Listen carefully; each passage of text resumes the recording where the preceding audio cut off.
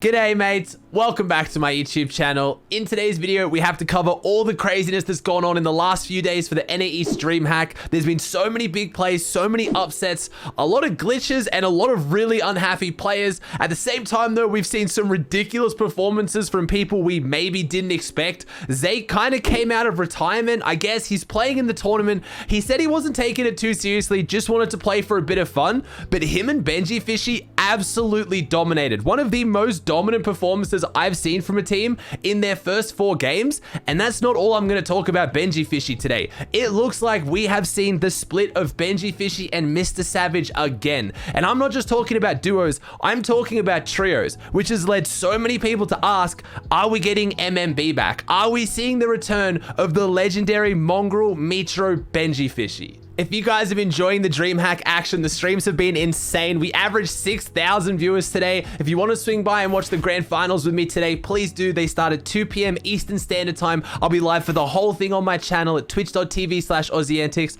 I'm gifting subs, I'm doing predictions, and having a good time, so make sure you swing by.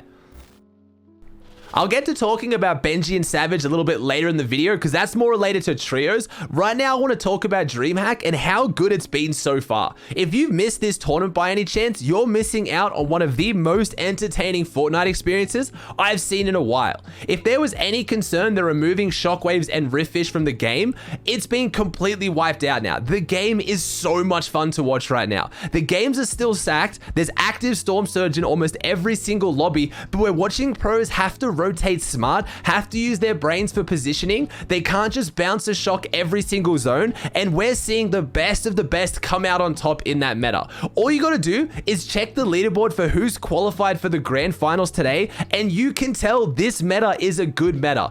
Every single team on this list is insane. There were a few teams that unfortunately didn't perform and just didn't qualify. Stable Ronaldo and Savage ran into a little bit of drama, so much so the Stable Ronaldo made a tweet that almost sounded like he was retiring.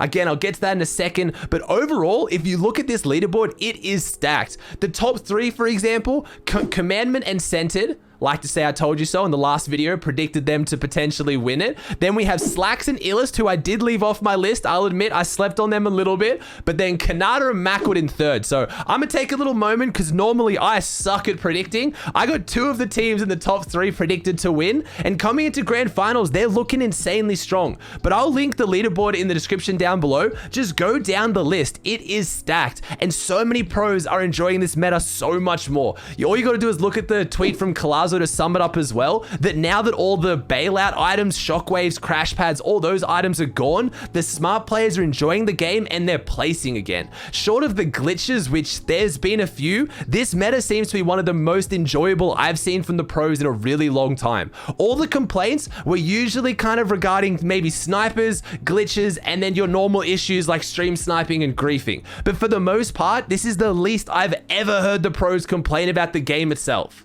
Even though I say those are the only complaints we saw, sadly, those complaints were still pretty loud and very, very valid. Again, like I just mentioned, Stable Ronaldo and Savage had a really, really rough tournament, and a lot of it was at the hands of stream snipers and griefers. Ronaldo made a few tweets talking about how bad it's gotten and how unfortunate it is at this point, and he wasn't the only one feeling it. We had Scoped and Zypher who ended stream after their first few games because they weren't performing, then went on to pop off and then qualify. We had Ronaldo just miss out on qualifying, and we had teams like Clicks not even stream. Booger didn't stream. So many of the big pros are either ending stream early or not streaming until they're pretty much guaranteed qualified because they don't want to run the risk of stream snipers and being griefed. It's a massive, massive issue right now, and it's still not really being fixed. Regarding Ronaldo in particular, because a lot of you guys were asking me based on the tweet that he made that kind of sounded like he wanted to retire from competitive play. I'm not really sure what to think about it. From watching Ronaldo play over the weekend, he was playing with Mr. Savage, he was playing with an EU pro, so already it's not insanely serious. He's never played with Savage before, and they still played really well. I honestly think the only issue with Ronaldo right now, again, the stream sniping was very real. He was being stream sniped. A lot of people claim they're being stream sniped and they're just making excuses. Ronaldo was getting griefed. And unfortunately, the one mistake and the one issue I can see with Ronaldo as a pro player is his mental. He gets tilted really, really easily. But I'm not someone who's going to throw stones on that. I get tilted really easily as well. And that's the only flaw I can see him in as a player right now. His mechanics are still looking insane. His decision making is insane. And when they made it to endgame, they played consistently really, really well. So I don't want to see Ronaldo go the way of Zayt, even though I know if he does, he is going to absolutely pop off in content like Zayt now is. So I'm not that concerned we're going to lose Ronaldo entirely,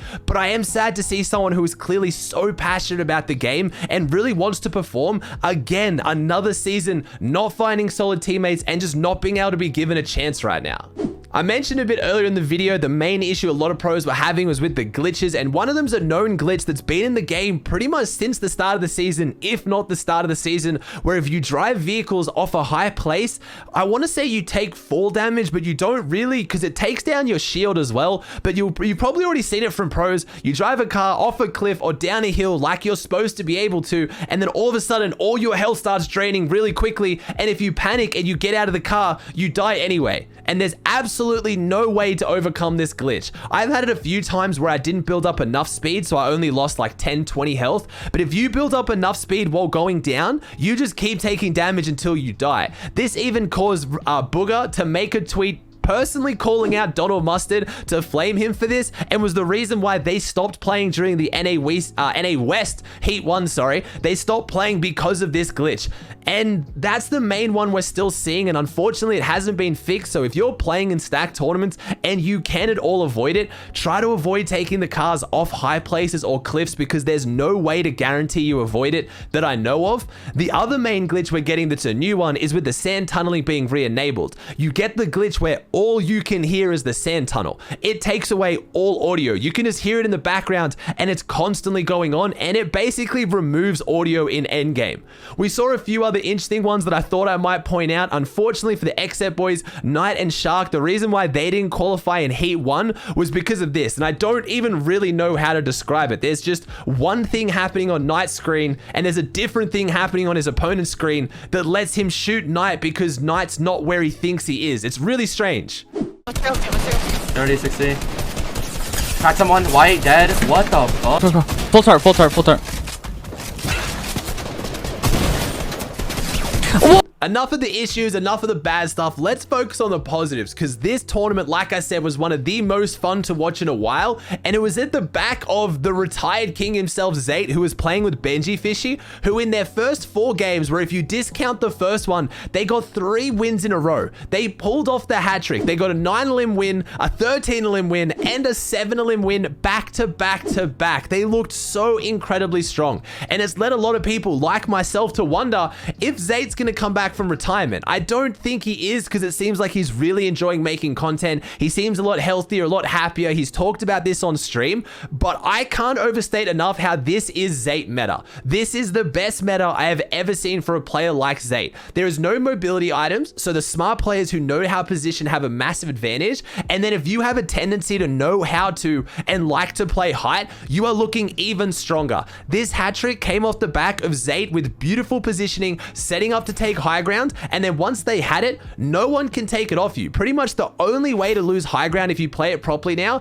is maybe someone goes for a flopper play in Storm and takes it off you late. But even then, if you're playing it well enough, you can stop that every single time. So once you get height, you look so dominant. And Benjyfishy, even though he was on his 80 ping from EU, looked like an absolute laser beam. He, paired behind Zayt, was actually destroying the entire lobby. They looked like a proper set pro duo. And if they can play like this at all tomorrow in the grand finals, or today by the time you're watching this video, they actually stand a chance to place. I'm excited to see it. And either way, it looked like both players were having so much fun, and they really did stack up. Unfortunately, towards the end, they dropped off a little bit, but they ended on 389 points. They came 17th overall, and whether it's fate or whether it's just a massive coincidence, we do have his old team of Stretch and Saf coming 18th on exactly 389 points. So the first tournament ever that I've seen Zayt not play with Saf, and they still end up on the same points. Unfortunately, I can't talk too much to the other really solid teams and how well they did. Like I said in my last video, I talked about how I knew Center, Commandment, Macwood, and Kanata, players like that were going to do insanely well, and they did. They popped off, but none of them streamed it. So I can't talk too much to how well they did. For the grand final, I might do some VOD reviews, I might do some cheeky gameplay analysis, go back into the replay files and find out what went on. But so far, the semi-finals have been so exciting to watch. And like I said at the start of the video, do not miss my stream for grand finals, or at least watching the pros in the grand finals, because honestly, this is going to be one of the most exciting tournaments you've watched. This roster is so stacked. We even have a few of the EU guys in there as well. We might get to see Tayson and Thomas HD bring it back and have a ridiculous performance out of EU. We also still had Refsguard and Scram as well, so there's some big teams. We got Epic Whale and Rex representing NA West, so it really is the best of the best in this top 50 teams. All right, now let's talk about trios, and this is what you've been waiting for. What is going on with Benjyfishy and Mr. Savage? While I was watching the tournament, Aqua made a tweet saying giving everyone who likes this tweet $10 if MMB returns. And again, that stands for Mongraal, Mitr0, Benjy. If you don't know why that's such a big deal, this was the trio that was absolutely dominating during Trio FNCS, the first one we ever got, Season X. This was the team that during the qualifying weeks for FNCS won hundreds of thousands of dollars each. They were cleaning up, winning every single week, and then unfortunately in the grand final had a rough go of things when you had Kiriachi's team bring in the mechs. If you missed that, trust me, it's a good thing you missed it. That tournament was ridiculous. Mechs, everything, you know where it goes, right? You already can imagine it even if you didn't watch. But people have been wanting this team to return for such a long time, so much so that everyone's been wishing it. So when Aqua made that tweet, I wasn't entirely sure, but then when I watched the video, I started to get a little bit more uncomfortable. I wasn't entirely sure. Are we going to see it happen? Because Savage said this when he was talking to Ronaldo. Mine? Yeah. We'll see. No. You don't have a trio? You're not playing with Benjy? We'll see. No, what happened? So this didn't 100% confirm it, because Savage wasn't confirming or denying that he had a trio, but it did seem a little bit suspicious. Why would he not just say, oh, I'm playing with Benjy, we're looking for someone else? But then later in the day, Savage said this on stream, which 100% confirmed it. Benjy and Savage have split up as a trio. Guys, me or Benjy will probably make an announcement explaining we're still playing duos, but we're not playing trios together anymore. But there will be an announcement or whatever soon. And then we did get the announcement from Mr. Savage on Twitter where he said, Benjy and I won't be playing trios together anymore. It's a mutual split and we both want to try other options. We will still play duos together. So that's it. But does that mean we have guaranteed Mongraal, Mitr0, Benjy? No, we have seen absolutely no information to indicate that it will be Mongraal, Mitr0, Benjy. A lot of people are just expecting it or kind of, asking because like we said in the last video that I've been making, Mongraal and Mitr0 don't have a set team. They did play with Milan. It looked like they were okay, but it just doesn't seem like Mongraal and Mitr0 are being themselves. They're not playing in the tournaments properly. They're not really performing. They're not really streaming that much, playing tournaments. Whenever Mitr0 streams Arena and he's asked what's going on, he dodges the question or just doesn't really address it, which is quite strange. But now with this, you have to imagine there's a good chance. You guys know me. I don't like to clickbait you guys. I don't like to base stuff on speculation. It's just very likely at this point, based on the situation, Mongraal and Mitr0 don't have a solid third, and then Benjy decides to stop playing with Savage. There's very few options he would do that for. But again, Tayson and his team are kind of going backwards and forwards right now. Aqua doesn't really have a set team either. There's still some big names out there. Leshy again. There's big names that don't have teams, so maybe there's something else at work here. But I think a lot of us are just hopeful, but a lot of us also suspicious. There's not many options that would make Benjy leave Savage, in my opinion. On the flip side, though, they did split up once for a reason. They had such a legendary run during Trio FNCS until the unfortunate grand finals. But when they did split, Benjy specifically said when he started playing with Savage that he should have stuck with Savage because when he plays with Mitr0 and Mongraal, as much as they're all nuts, they're so good at W King, their mechanics are insane. They do lack a bit of that decision making. They do lack the smart of play of things, and they just go super aggro. But in the current format with no mobility in the game, if they can get their rotations down and then they just full aggro height, there is a good option they could perform quite well. They haven't played together in a long time, so I don't want to put too much of a prediction on it. And again, I want to wait and see if they fully announce before I give my full thoughts, but at least it's worth a try in my opinion.